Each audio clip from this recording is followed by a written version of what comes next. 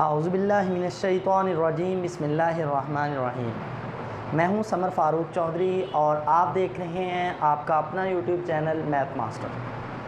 आज हम हाज़िर हैं क्लास 9th एक्सरसाइज 1.4 यानी कि चैप्टर नंबर 1 और एक्सरसाइज नंबर 4। तो आज इसका दूसरा हिस्सा है। पहले हिस्से में हमने पहला, दूसरा और तीसरा क्वेश्चन किए थे। आज हम क्वेश्चन नंबर 4 से इसको स्टार्ट करेंगे। तो एक्सरसाइज 1.4 का क्वेश्चन नंबर 4 स्टार्ट करते हैं। तो देखें बुक के ऊपर आपके पास क्वेश्चन नंबर 4 में दिया हुआ है मल्टीप्लाई द फॉलोइंग मैट्रिसेस। जो मैट्रिक्सेस हैं उनको जो नीचे दिए हुए हैं उनको हमने मल्टीप्लाई करना है। ये काफ़ी सारे क्वेश्चन बनते हैं, सी तक क्वेश्चन है ये, ए से लेके। तो पहले हमारे पास ए क्वेश्चन है, ये दिखा हुआ है। एक मैट्रिक्स है 2 3 1 1 0 -2 और दूसरा है 2 -1 3 और 0। हमने इन दोनों को मल्टीप्लाई करना है। तो देखें पहले मैट्रिक्सेस के अंदर जो पहला मैट्रिक्स है उसके अंदर कितने कॉलम हैं, 1 और 2। दूसरे मैट्रिक्स के अंदर कितनी रो हैं, 2। पहले के कॉलम्स की तादाद दूसरे की रोज़ की तादाद के बराबर है, तो हम इनको मल्टीप्लाई कर सकते हैं। अब मल्टीप्लाई कैसे करना है, देखें भाई, पहली रो को पहले कॉलम के साथ मल्टीप्लाई करते हैं। कारस्पॉन्डिंग एंट्री पहली से और दूसरी से। 2 और 2 ज़रब क्या हो जाएगा 4, 3 ज़रब 3 क्या हो जाएगा 9, लेकिन यहाँ पर जमा का। इसके बाद पहली रो दूसरा कॉलम, 2 1 2, लेकिन किसका, माइनस का। ये यहाँ पर माइनस आ रहा था इसलिए 3 को 0 से ज़रब करेंगे तो 0 हो जाएगा। इसके बाद बेटा दूसरी रो पहला कॉलम, 2 1 क्या हो जाएगा 2 जमा 3 1 क्या हो जाएगा 3। दूसरी रो दूसरा कॉलम, 1 को 1 से मल्टीप्लाई करते हैं 1 आता है, लेकिन किसका, माइनस का। 1 को 0 से मल्टीप्लाई करेंगे तो 0 आ जाएगा। इसके बाद तीसरी रो पहला कॉलम, 0 को मल्टीप्लाई करते हैं 2 से तो 0 आ जाएगा। -2 को मल्टीप्लाई करते हैं 3 से तो -3 2 6 हो जाएगा। अब तीसरी रो दूसरा कॉलम, 0 को मल्टीप्लाई करते हैं 0, फिर इस 0 को -2 से मल्टीप्लाई करते हैं तो ये भी क्या हो जाएगा 0। तो अब यहाँ पर देखें 9 और 4 जमा करेंगे 13। इसके बाद -2, 3 जमा 2 क्या हो जाएगा 5, -1 जमा 0 क्या हो जाएगा -1, 0 -6 क्या हो जाएगा -6, 0 जमा 0 क्या हो जाएगा 0। तो ये हमारे पास इसका आंसर आ गया भाई। तो ये इस पहले ए की मल्टीप्लिकेशन हो गई है। अब हम चलते हैं तो बी क्वेश्चन है हमारे पास। बी क्वेश्चन में हमारे पास देखें 1 2 3, इसके बाद 4 5 और 6, 1 2 3 4 5 और 6 तरतीब से दिया हुआ है। इसके बाद 1 2 3 4 और -1 और ये 1 दिया हुआ है। अब इसको चेक करें, पहला मैट्रिक्स जो है उसके अंदर कॉलम्स की तादाद 1 2 और ये 3। दूसरे में रो की तादाद 1 2 और 3। पहले के कॉलम्स की तादाद दूसरे की रोज़ की तादाद के बराबर है, तो इसलिए हम इनको मल्टीप्लाई कर सकते हैं। अब मल्टीप्लाई करते हैं भाई, यहाँ पर पहली रो पहले कॉलम से मल्टीप्लाई हो, 1 ज़रब 1 क्या आ जाएगा 1, 2 ज़रब 3 क्या आ जाएगा 6, लेकिन किसका, जमा का। 3 ज़रब 1 क्या आ जाएगा 3, लेकिन यहाँ पर माइनस है यहाँ पर प्लस, तो प्लस माइनस माइनस ये क्या आ जाएगा 3। अब पहली रो को दूसरे कॉलम से मल्टीप्लाई करते हैं, 2 1 क्या हो जाएगा 2, 2 ज़रब 4 क्या हो जाएगा 4 2 8, 3 ज़रब 1 क्या हो जाएगा 3 हो जाएगा। अब इसी तरह दूसरी रो को पहले कॉलम के साथ, तो ये हमारे पास 4 है, 4 मल्टीप्लाई में 1, 4 ज़रब 1 4, 5 ज़रब 3 15, लेकिन किसका, प्लस का। 6 ज़रब 1 6, लेकिन किसका, माइनस का, क्योंकि यहाँ पर माइनस आ रहा है। अब इसके बाद दूसरी रो दूसरे कॉलम के साथ, 4 2 8 जमा 5 4 20, 6 1 मल्टीप्लाई करेंगे तो 6 हो जाएगा। अब इसको सॉल्व करके लिखते हैं, 6 और 1 क्या हो जाएगा 7, 7 में से 3 निकालेंगे क्या बच जाएगा भाई 4, 8 2 10, 10 जमा 3 क्या हो जाएगा 13, 15 में से 6 निकालेंगे तो क्या हो जाएगा 9, 9 जमा 4 क्या हो जाएगा, वो आपके पास 13 आ जाएगा। यानी कि 15 4 19 हो गया, 19 में से 6 निकाल देंगे तो आपके पास 13 आ जाएगा। इसके बाद 20 और 8 28 जमा 6, 28 और 6 भाई जमा करें कितना होता है 34। तो ये हमारे पास इसका आंसर आ गया, ये बी वाले का भी आंसर आ गया। इसके बाद देखें, अब हम आगे है इसका जी सी वाला क्वेश्चन।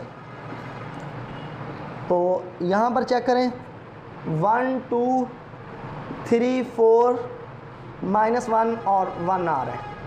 इसके बाद मल्टीप्लाई में दूसरे मैट्रिक्स के अंदर 1 2 3 4 5 और 6 दिया हुआ है।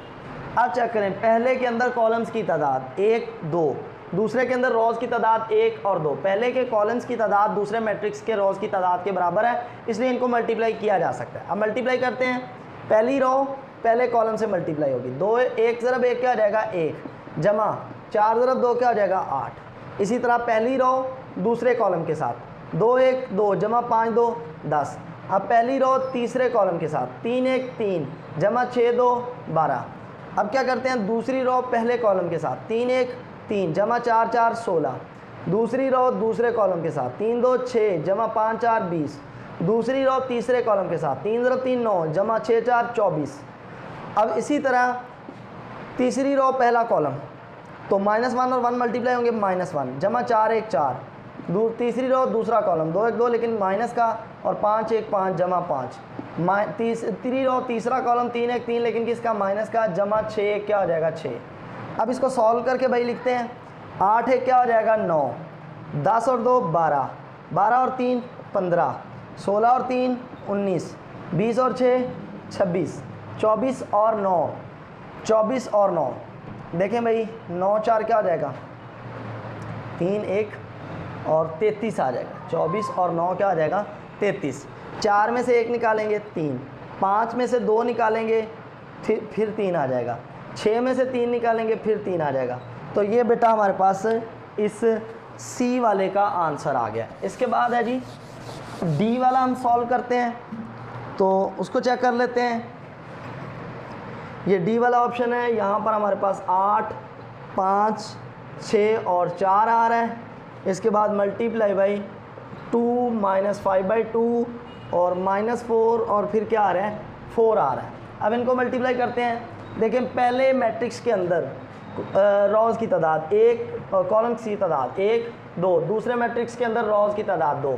पहले के कॉलम्स की तादाद दूसरे मैट्रिक्स के रॉज की तादाद के बराबर है, तो इसलिए मल्टीप्लाई किया जा सकता है। देखें पहली रो को पहले कॉलम से मल्टीप्लाई करते हैं, 8 2 16 माइनस प्लस माइनस और 5 4 क्या हो जाएगा 20। अब पहली रो को दूसरे कॉलम के साथ देखिए मैं अलग से मल्टीप्लाई करके दिखा देता हूँ। 8 मल्टीप्लाई बाई -5/2, 2 1 2 4 2 8, तो ये -5 4 क्या आ जाएगा 20। तो यहाँ पर -20 आ गया इन दोनों को मल्टीप्लाई करके, -20। अब इसके बाद पहली रो और दूसरा कॉलम था 5 ज़रब 4 क्या हो जाएगा 20, तो यहाँ पर क्या आ जाएगा +20 आ गया। इसके बाद वही देखें दूसरी रो पहला कॉलम 6 2 12 और 4 4 16 लेकिन किसका माइनस का। इसके बाद दूसरी रो दूसरा कॉलम 6 को मल्टीप्लाई करते हैं -5/2 से, 3 2 6 5 3 15 लेकिन किसका माइनस का।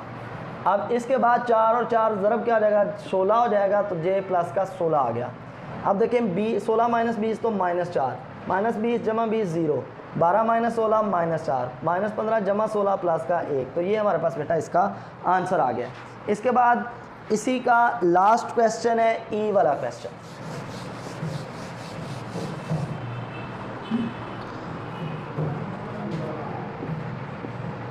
ई वाले क्वेश्चन में हमारे पास देखें -1 2 1 और 3 दिया हुआ है और दूसरा मैट्रिक्स है 0 0 0। वैसे हमें पता है कि ये दूसरा मैट्रिक्स नल मैट्रिक्स है। हम नल मैट्रिक्स से किसी भी मैट्रिक्स को मल्टीप्लाई करते हैं तो भी नल मैट्रिक्स आ जाता है, लेकिन हम मल्टीप्लाई करते हैं पहली रो पहला कॉलम, ये 0 जमा क्या हो गया 0, पहली रो दूसरा कॉलम 0 से 1 मल्टीप्लाई होगा 0, 2 1 0 से मल्टीप्लाई होगा ये भी 0।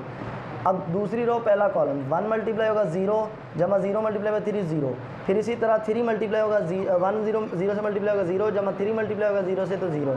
तो ये हमारे पास आंसर क्या आ गया 0 0 0 0, ये नल मैट्रिक्स ही बन गया। तो ये वाला भी क्वेश्चन नंबर 4 जो है वो क्लियर हो गया है।